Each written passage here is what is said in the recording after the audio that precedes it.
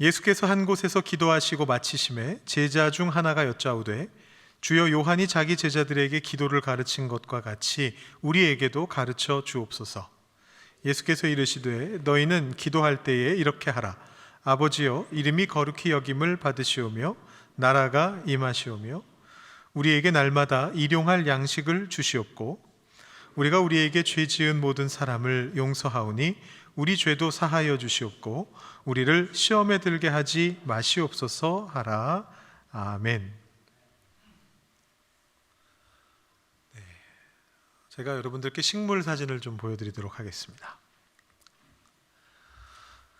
여러분 보실 때 왼쪽에 풀이 하나 있습니다. 여러분 이 풀의 이름을 혹시 아십니까? 제가 이 풀의 이름을 알려드리겠습니다. 이 풀의 이름은 레드우드입니다. 혹시 레드우드가 어떤 풀인지 아시나요? 제가 힌트를 드리겠습니다. 여러분 보실 때 오른편에 있는 나무의 이름은 무엇일까요? 레드우드입니다. 옆에 있는 것은 레드우드가 자라나기 전에 조그만하게 솟아올랐을 묘목이라고 부르기도 어렵고요. 거의 싹 수준으로 솟아올라 있는 아주 어린 나무입니다. 이 레드우드라고 하는 나무는 세쿼이어 종을 부르는 다른 이름이고요. 미국 서부 지역을 가시면 아주 하늘 높이 솟아있는 나무들을 때로 만나실 수 있습니다. 요세미티 국립공원이라던가 캘리포니아 지역 이런 데 가시면 이 나무들이 울창하게 올라가 있는 걸 볼 수가 있습니다. 그런데 도저히 이 조그만한 풀의 모습에서는 나중에 저 모습을 짐작조차 할 수가 없습니다. 놀랍게도 수령이 오래된 나무들 중에는 1억 년이 넘는 것도 있다고 합니다. 계속해서 자라나는 겁니다. 오랜 세월 동안 자라고 자라면 몇 미터까지 자라느냐 하면 지금까지 발견된 중에 제일 높게 자라는 것은 115미터까지 자라났다고 하고요. 한참 자라날 때는 1년에 2미터까지도 자란다고 합니다. 엄청난 속도로 자라나면서 세상에서 제일 높이 자라나는 나무입니다. 제가 오늘 이따가 어떤 나무를 하나 더 소개해 드릴 건데 이 나무의 모습을 한번 기억해 보시면 좋을 것 같습니다. 나무도 자라고 사람도 자라고 그리고 우리의 신앙도 자라납니다. 성장하는 것입니다. 처음에 우리에게 신앙이 뿌려졌을 때 그 씨앗이 우리 마음에 심겨졌을 때 우리의 그 미래가 우리의 신앙의 미래가 어떠할지 우리는 미처 다 예측할 수가 없습니다. 어떤 때는 1년에 2m씩도 자랄 수 있거든요. 우리의 신앙도 그렇게 자라날 수 있습니다. 하나님께서 어떻게 하시느냐에 따라서 엄청나게 성장할 수가 있습니다. 예수님께서는 우리에게 심겨진 믿음이 이렇게 자란다라고 말씀하십니다. 천국은 마치 사람이 자기 밭에 갖다 심은 겨자씨 한 알 같으니 이는 모든 씨보다 작은 것이로되 자란 후에는 풀보다 커서 나무가 되매 공중의 새들이 와서 그 가지에 깃들이느니라. 자라난 나무는 홀로 고고히 서 있는 것이 아니라 주변에 새들이 와서 깃들 수 있도록 아낌없이 자신을 내줍니다. 여러분의 신앙은 얼마나 자라고 계십니까? 어디까지 자라셨습니까? 115m까지 자라셨나요? 혹시 지금 더 자라날 여지가 있다라고 생각하십니까? 아니면 정체되어 있다라고 생각하십니까? 오늘은 특별히 지난주에 이어서 기도의 주제로 이 성장에 대한 부분을 논의해 보려고 합니다. 우리가 지난 주간에 예수님의 기도학교라는 제목으로 부흥회를 가졌습니다. 여러분 기억하시죠? 그럼 부흥회에서 들으신 것 중에 혹시 특별히 기억나는 거 있으신가요? 기억나시는 게 없으신가요? 혹시 화살 기도라고 기억나시나요? 화살 기도가 어떤 거였습니까? 네, 우리 삶 속에서 부딪히는 상황들 속에서 주님께서 도와주시길 바라면서 잠깐 묵도하는 가운데 하나님 앞에 마치 활을 쏘아 올리듯이 하나님께로 이렇게 기도를 올려드린다고 해서 짧게 기도하는 것을 화살 기도라고 했습니다. 그러면 혹시 여러분 예수 기도도 기억나십니까? 예수 기도 일주일 동안 혹시 해보셨습니까? 제가 여러분들께 알려드린 건 아니지만 우리 강사님께서 알려주신 건데 어떻게 기도하는 거던가요? 혹시 기억 못 하실까봐 준비했습니다. 한번 읽어보실까요? 주 예수 그리스도여, 저를 불쌍히 여기소서. 이런 기도였습니다. 부흥회를 마치고 밖에서 성도님들하고 인사를 하고 있는데 한 장로님께서 오셔서 말씀하시더라고요. 저는 저 말씀을 바꿔서 기도하려고 합니다. 저를 도우소서로 이렇게 바꿔서 기도하려고 합니다. 이런 말씀을 하셔요. 그래서 왜 그러셔요? 그렇게 여쭤보니까 말씀하시기를 이미 그리스도의 보혈을 통해서 구원을 받았는데 또 불쌍히 여겨 주소서 이렇게 기도하는 거는 어색한 것 같고, 이미 내가 구원 받았으니까 주님께서 나를 도와주십시오 이렇게 기도하는 게 더 좋은 것 같습니다. 그렇게 말씀하셔서 저도 좋은 생각이십니다 장로님, 그렇게 공감해 드렸습니다. 어떻게 기도하시든지 이 기도는 나를 예수님께 묶는 기도였습니다. 매 순간순간마다 예수님을 생각하며 예수님께 저를 도와주십시오, 저를 불쌍히 여겨주십시오 이렇게 기도하는 이제 그런 거였습니다. 이 예수 기도 자체는 지난주에 고 목사님 말씀하셨듯이 현대에 재발견된 것입니다만 기도문 자체는 오래된 것입니다. 음악을 전공하신 분들은 들어보셨을 텐데 키리에 엘레이손이라고 해서 유명한 기독교 음악가들 바하라든가 모차르트라든가 베토벤이라든가 이런 사람들이 예배 음악을 작곡하고 혹은 장례 음악 레퀴엠을 작곡하고 하면서 바로 이 가사를 가지고 기도문을 가지고 노래를 만들곤 했었습니다. 여러분들께서도 다시 한번 기억하시면서 이 기도를 생각하시면서 매 순간 함께 하시는 예수님을 체험하실 수 있게 되기를 바랍니다. 자, 저는 오늘 예수님의 기도학교를 조금 이어가 보려고 합니다. 예수님께서 가르쳐 주신 기도, 바로 주기도문을 통해서입니다. 주기도문은 사실 깊이 들어갈 필요가 있는 말씀인데요, 제가 다음에 한번 기회를 만들어서 시리즈로 한번 주기도문의 내용을 깊이 들어가 보고요, 오늘은 그렇게까지 깊게 들어가진 않고 우리 주기도문을 통해서 얻을 수 있는 한 가지, 바로 기도의 공동체성에 대해서 한번 이야기해 보려고 합니다. 여러분, 제가 주기도문을 한번 보여드릴 텐데요, 주기도문에서 제일 많이 등장하는 단어가 무엇일까요? 제일 먼저 보이시는 게 아버지죠. 아버지라는 단어가 엄청나게 많이 등장하고 있습니다. 근데 여기서 보시는 아버지는 맨 위에 있는 하늘에 계신 우리 아버지라는 이 호칭을 제외하고 나머지 아버지들은 추가된 것입니다. 원래는 영어로 따지면 you에 해당하는 당신이라는 표현이 나오는데 그 부분을 아버지라고 달리 번역한 겁니다. 이것을 확인할 수 있는 방법이 있는데 여러분들 익히 기억하고 계시는 예전 번역하고 비교해 보시면 금방 확인하실 수가 있습니다. 새 번역은 전부 다 아버지의 이름이, 아버지의 나라가, 아버지의 뜻이 이렇게 되는데, 여러분들 기억하시는 예전 번역본은 이 부분이 빠져 있습니다. 이름이 거룩히 여김을 받으시오며 나라의 임하옵시며 뜻이 하늘에서 이루어진 것 같이 땅에서도 이루어지이다, 이렇게 되어 있었습니다. 사실 여기 원어로 따지면 당신의가 들어가는 겁니다. 당신의 이름을, 당신의 나라가, 당신의 뜻이 이렇게 들어가야 되는데, 문제는 뭐냐 하면 우리말 당신은 2인칭으로 쓰일 때는 존칭어가 아닙니다. 3인칭으로 쓰일 때는 존칭이 되는데 2인칭으로 사용할 때는 존칭이 아닙니다. 예를 들어서 어떤 높은 분의 말씀을 내가 다른 사람에게 전한다라고 생각해 보시죠. 선생님이라든가 이런 분이 계셔서 그분의 말씀을 전할 때 우리가 선생님 당신께서 이렇게 말씀하셨습니다, 이렇게 3인칭으로 쓴다면 그거는 사용할 수 있는 말입니다. 그건 존칭입니다. 그런데 만약에 그 선생님 앞에서 선생님께 직접 말을 하면서 당신이 하라는 대로 했습니다, 이렇게 말하면 그건 존칭이 아니잖아요. 그러니까 이 2인칭 당신은 동등한 관계에서만 쓸 수 있는 반말에 해당합니다. 그래서 이 말을 번역하는데 이것을 당신의 이름 이렇게 번역하면 하나님께 반말하는 게 되기 때문에 보통 그런 경우에는 주님이라고 번역하게 되는데, 이 경우에는 바로 앞에서 아버지라고 호칭을 했기 때문에 아버지로 번역한 겁니다. 자, 그러니까 아버지라는 표현이 많이 나오는 것처럼 보이지만 사실은 맨 앞에 한 번만 나오는 것이다, 이렇게 볼 수가 있습니다. 그렇다면 제일 많이 나오는 단어는 무엇일까요?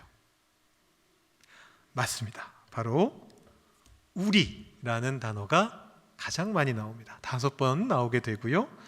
오늘 말씀으로 한번 다시 볼까요? 조금 이제 어구는 다르지만 우리 누가복음 11장 말씀 보시면 여기도 똑같이 우리라고 하는 단어가 5번 등장하고 있습니다. 그래서 이 부분을 부를 때 주기도문에 우리 청원이라고 그렇게 부릅니다. 여기서 한번 질문을 드려보겠습니다.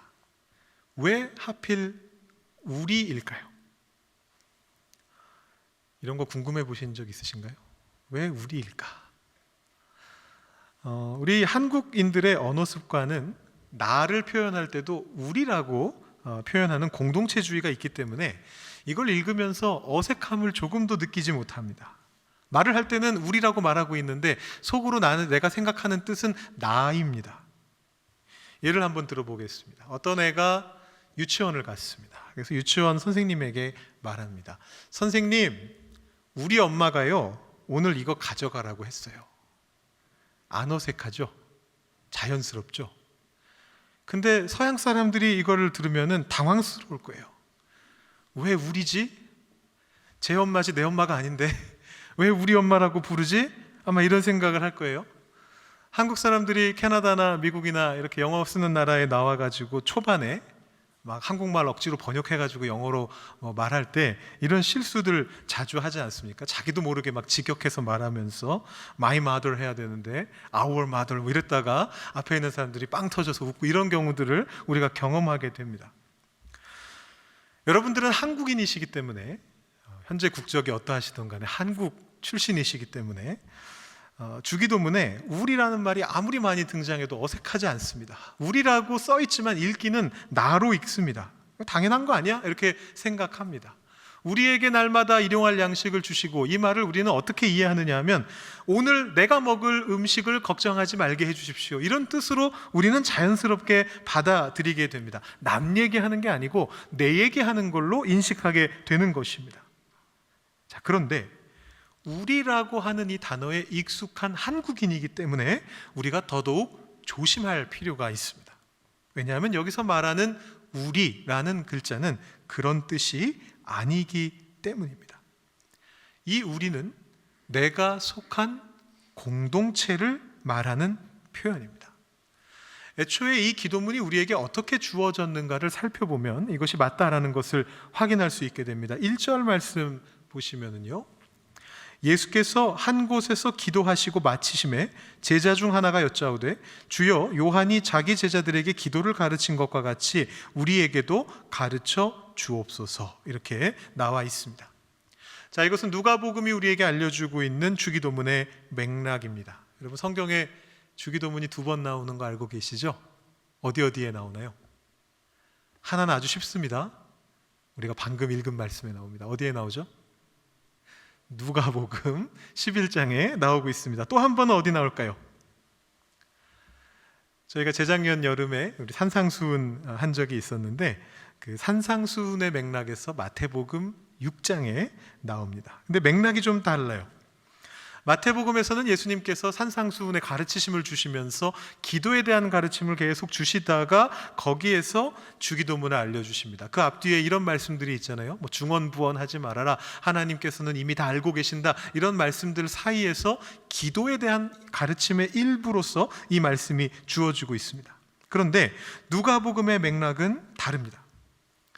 예수님께서 기도하고 계셨습니다.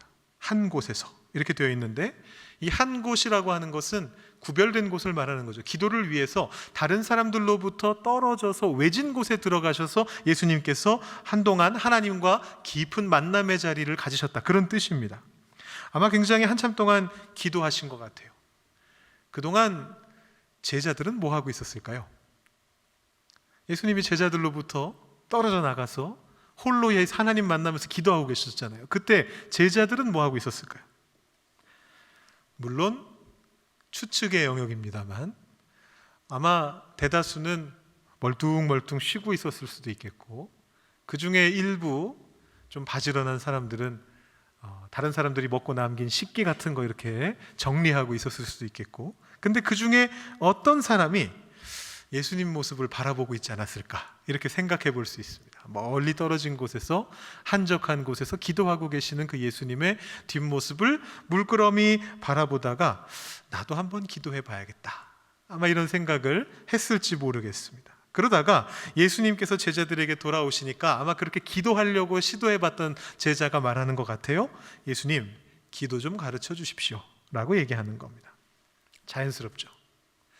존경하는 예수님이 이렇게 매일매일 열심히 한적한 곳에서 기도하시는 걸 보니 나도 기도하고 싶은 겁니다. 여기까지는 이해가 되는데 문제는 거기에 이 말이 덧붙어 있다라는 것입니다. 주여, 요한이 자기 제자들에게 기도를 가르친 것과 같이 우리에게도 가르쳐 주옵소서. 예수님께서 기도 열심히 하시니까 오케이, 나도 열심히 한번 해봐야겠다, 여기까지는 납득이 가는데 거기에 왜 요한과 심지어 요한의 제자들이 등장하는 것입니까?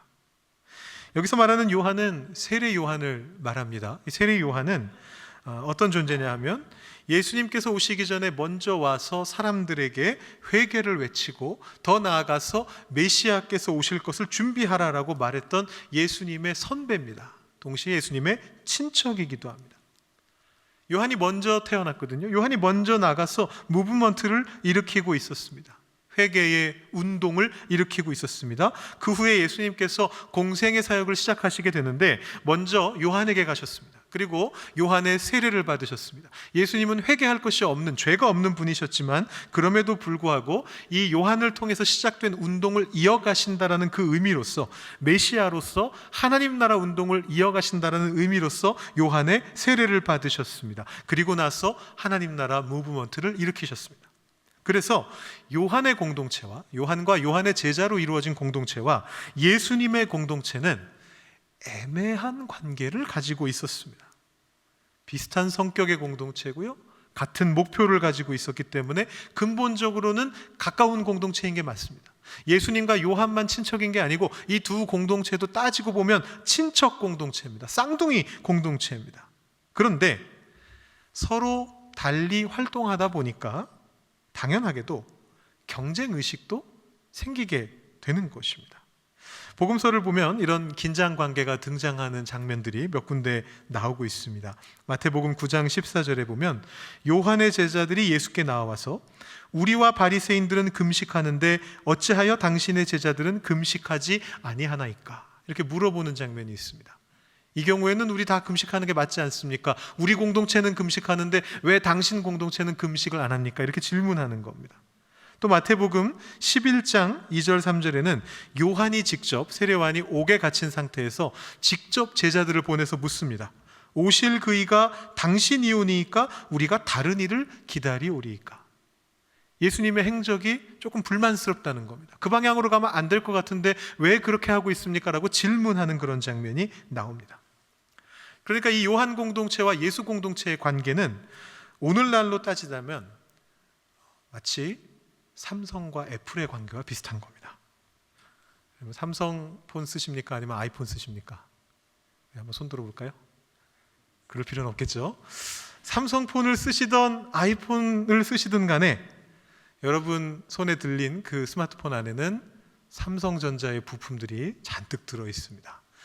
삼성하고 애플이 겉으로 볼 때는 아주 경쟁적인 관계인 것 같은데 또 한편으로는 협력 관계이기도 합니다. 아이폰에도 삼성전자 부품이 많이 들어있어서 아이폰이 많이 팔리면 많이 팔릴수록 삼성 실적이 올라가는 이제 그런 현상이 일어납니다. 마찬가지로 예수님의 공동체와 요한의 공동체도 한편으로는 협력하며 한편으로는 경쟁하며 건강한 긴장 관계 속에서 있었던 그런 공동체였습니다. 근데 여기서 지금 이 제자가 누군지는 드러나지는 않고 있는데, 성경에 안 나오는데, 한 제자가, 기도에 관심 많았던 한 제자가 경쟁 관계를 의식하면서 지금 예수님께 말씀드리고 있는 것입니다. 요한이 자기 제자들에게 기도 가르친 것처럼 우리에게도 기도를 가르쳐 주옵소서. 무슨 얘기냐 하면 세례 요한이 제자 공동체에게 공동체 기도문을 알려줬다라는 것입니다. 근데 그게 부러웠던 겁니다. 와, 저기는 저렇게 멋있는 거 하는데 우리도 저런 멋있는 거 있었으면 좋겠다, 이런 생각으로 지금 나온 겁니다. 물론 예수님 기도하시는 모습 보면서 나도 기도 잘하고 싶다, 그 마음도 있었겠죠. 그런데 이 말 속에서 느껴지는 것은 명백하게도 그 경쟁의식입니다. 왜냐하면 이 공동체 기도문이라고 하는 것은 그 공동체의 사명과 가치와 의미를 종합하는 일종의 사명 선언문이거든요. 여러분 어디 회사 홈페이지나 어디 단체 이렇게 브로셔 같은 거 보시면은 거기에 꼭 있는 게 뭐냐 하면 사명 선언문 혹은 비전 이런 것들이 꼭 적혀 있습니다. 우리 회사는, 우리 단체는 이런 목표를 가지고 설립됐고 이런 방향으로 나아가고 있습니다. 이런 것들을 발견하게 되는데 그 회사 단체가 추구하는 어떤 가치와 방향성과 사명을 선언하는 겁니다. 공동체 기도문도 같은 의미를 갖고 있습니다. 이 기도문을 공유하고 있는 단체는 이 경우에는 요한의 공동체, 또 예수님의 공동체, 이 각 공동체가 자신의 사명과 방향성을 담아서 만든 엑기스가 이 공동체 기도문인 겁니다. 그 질문을 듣고서 예수님이 알려주신 것이 바로 주기도문입니다. 그러면 이 안에 들어가 있는 우리는 누구가 되겠습니까? 바로 신앙 공동체가 되는 것입니다. 좁게는 같은 신앙으로 묶여있는 우리 가정도 교회라고 할 수 있죠. 원래 최초의 교회는 가정에서부터 출발했습니다. 좁게는 가정, 조금 넓게는 내가 속해 있는 이 교회, 우리 교회, 로컬 처치. 더 넓혀본다면 이 주기도문을 동일하게 고백하고 있는 전 세계의 기독교회들, 이 신앙 공동체를 위해서 기도하는 것이 바로 주기도문입니다. 이 안에 나오는 우리가 바로 그들입니다. 나만을 위한 기도가 아닙니다. 내 먹을 것만을 위한 기도가 아닙니다. 내 죄의 용서에 대한 기도만이 아닙니다. 내가 시험에 빠지지 않기만을 위해서 하는 기도가 아닙니다. 우리를 위한 기도입니다. 여러분 주기도문을 낭독하고 외우실 때 주의하셔야 됩니다.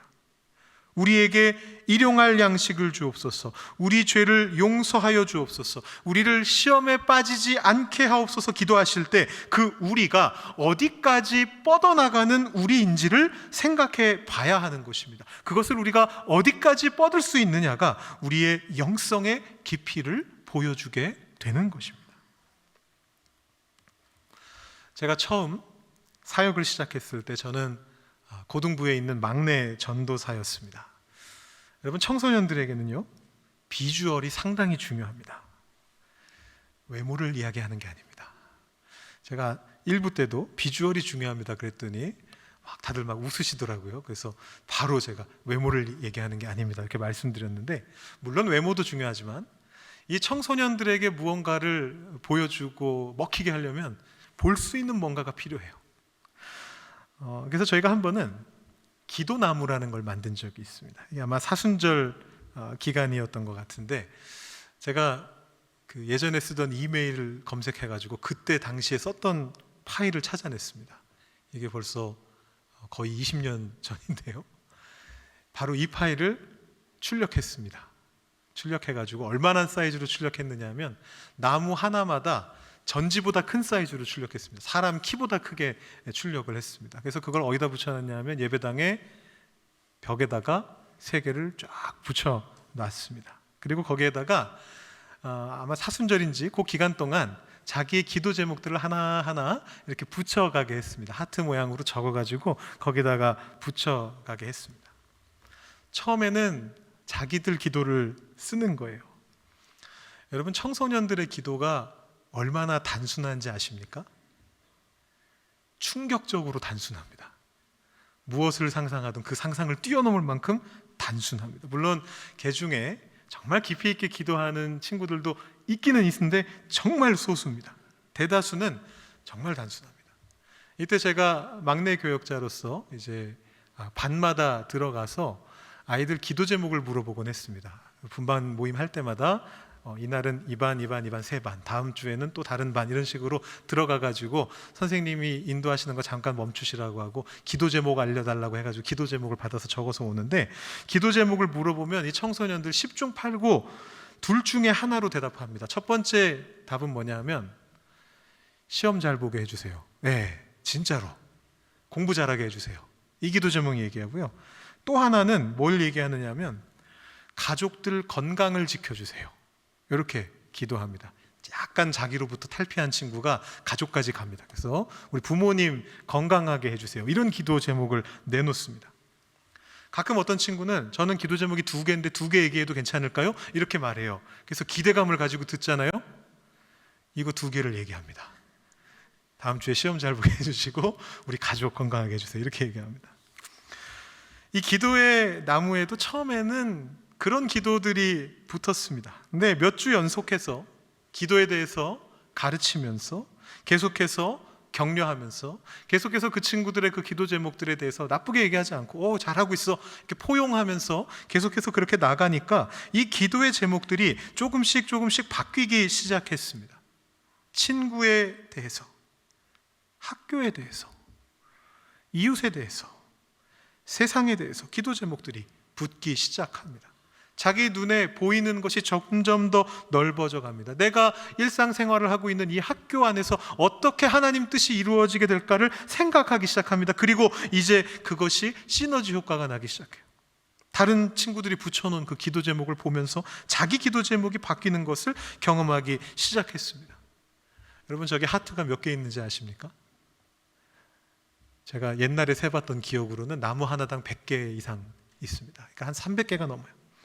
300 몇십 개의 기도 제목이 붙으니까 이게 장관이었습니다. 이걸 바라보면서 기도하는 아이들도 있었습니다. 저희도 한번 해볼까요? 제가 준비는 안 했는데, 여러분들께서 한번 개인적으로 집에 가셔서 이렇게 큰 노트 하나 펼치셔가지고요, 이 기도의 나무를 그려보시면 좋을 것 같습니다. 이것저것 이것 하신 것처럼 막 굉장히 디테일하게 예쁘게 그렇게 안 만드셔도 됩니다. 하트 삐뚤어진다고 걱정 안 하셔도 되고요. 여러분들이 직접 기도의 제목 적으실 수 있도록 디자인해 보시면 됩니다.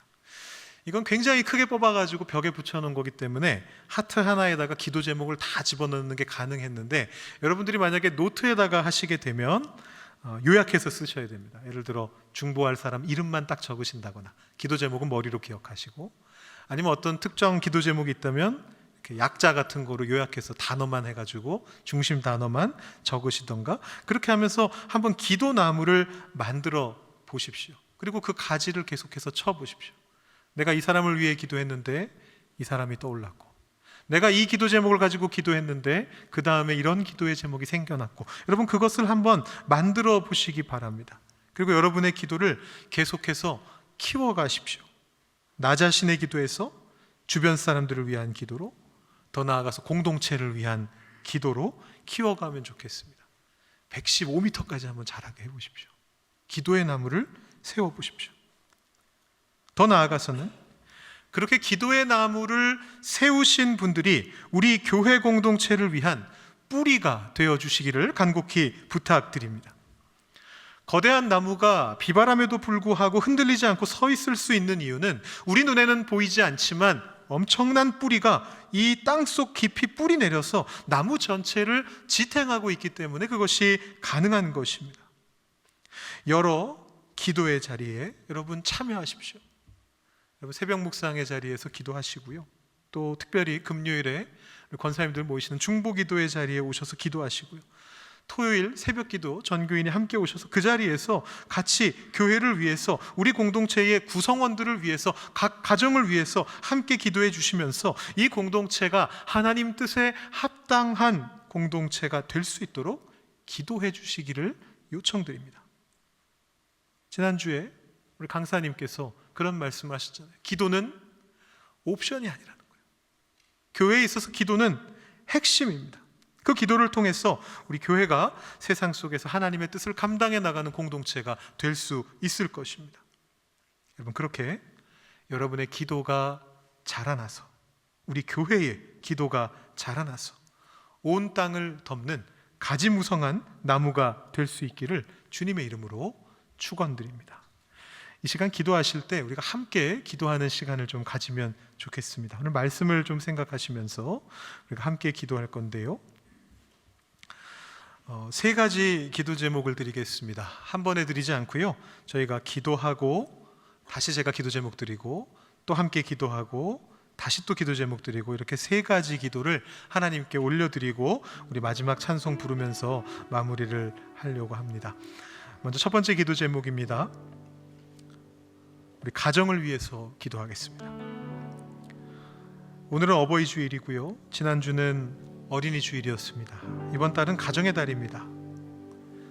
여러분, 남편과 아내를 위해서 기도하시고, 부모님들과 집안 어르신들 위해서 기도해 주시고, 자녀들과 가정에 있는 어린이들 위해서 기도하면 좋겠습니다. 더 나아가서 우리 주변에 있는 친척들을 위해서 기도하기 바랍니다. 우리의 가정이 하나님의 복을 받으며 신앙을 지키며 세상 속에 주님 드러내는 삶을 살아가는 가정 될 수 있도록, 가정의 예배가 회복되고 가정의 기도 제목이 응답되는 역사들이 일어나도록 자신의 가정을 위해서, 또 주변 사람들의 가정을 위해서 함께 기도하는 시간 갖겠습니다. 우리 통성으로 기도하겠습니다. 하나님 아버지, 이 시간 우리가 주님 앞으로 나와봤습니다. 하나님 앞에 기도의 자리로 나와봤습니다. 우리의 기도가 어디까지 자라날지 바라보면서 우리가 하나님 앞에 섰습니다. 하나님, 이 시간 먼저 우리가 가정을 위해 기도하니 하나님께서 우리에게 허락하여 주신 가정입니다.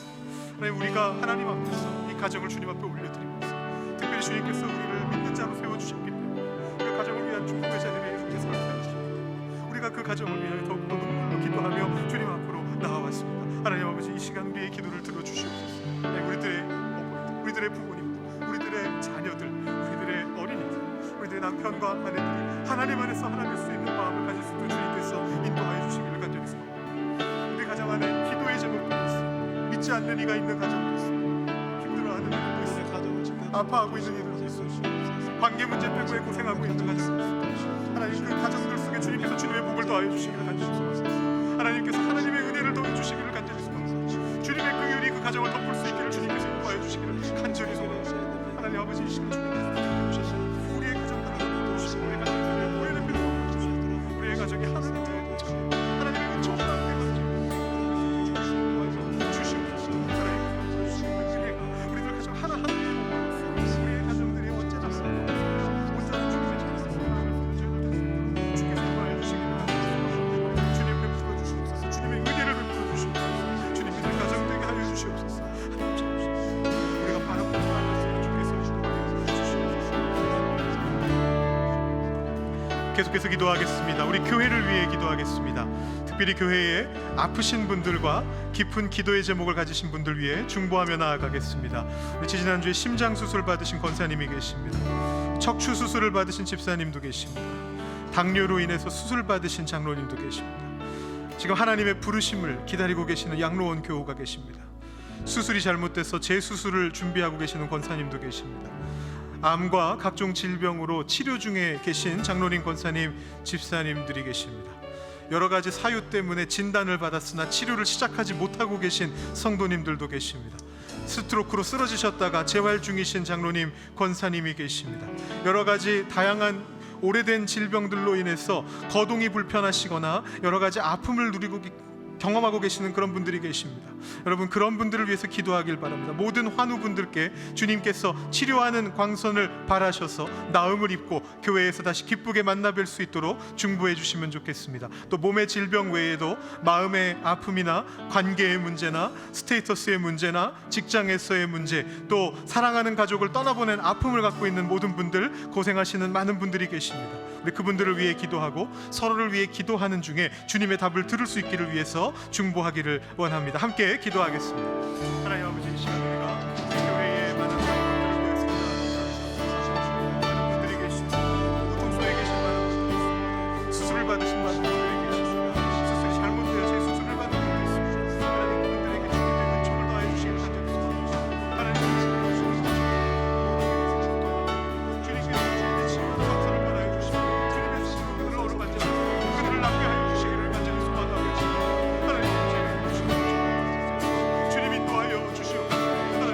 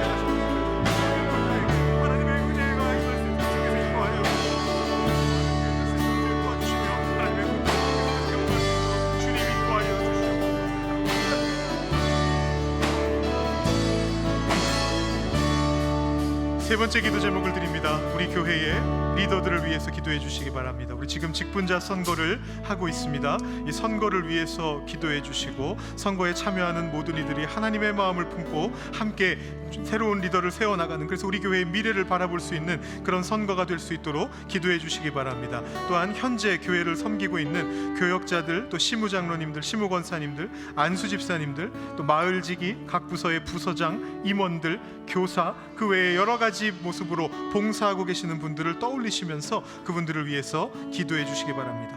이 땅 위에서 우리 교회가 가야 할 방향을 우리 주님께서 지시하시고 그 길을 따라가는 저희가 될 수 있기를 위해서 기도하면 좋겠습니다. 우리 교회 리더들을 위해서, 직분자 선거를 위해서 함께 기도하겠습니다.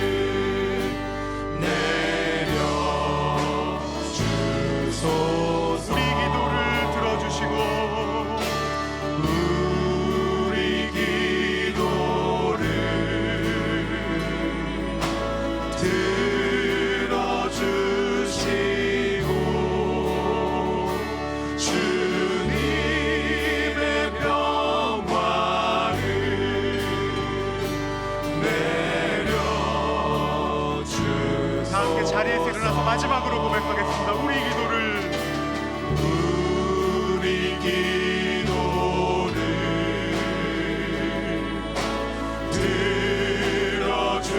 들어주시고 주님의 평화를 내려주소서.